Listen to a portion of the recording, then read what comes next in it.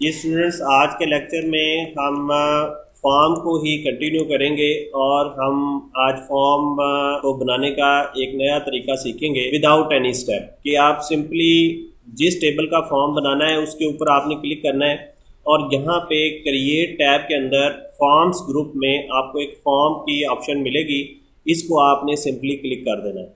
तो ये quick form जो है वो क्रिएट हो जाएगा। इसमें एक्सेस जो है एक प्री डिफाइंड पैटर्न्स को मद्देनज़र रखते हुए एक पूरे टेबल का फॉर्म क्रिएट कर देगा। देखते हैं हम इसको क्लिक करके।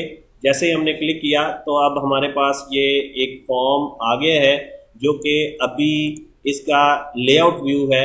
अगर हम इसको डिज़ाइन व्यू में देखेंगे तो ये इस तरह नज़र आएगा। डिज़ाइन व्यू को भी हम अपने आने वाले लेक्चर्स में डिस्कस करेंगे। और अगर आप इस फॉर्म को फॉर्म व्यू में देखना चाह रहे हैं तो फॉर्म व्यू में इस तरह आपको ये नज़र आएगा। तो ये काफ़ी बड़ा फॉर्म क्रिएट हो गया है क्योंकि बहुत सारे फील्ड थे इस टेबल के अंदर। अगर हम दोबारा इसको लेआउट व्यू में देखते हैं तो अब ये देखें, यहाँ पे एक हैंडल नज़र आ रहा है आपको।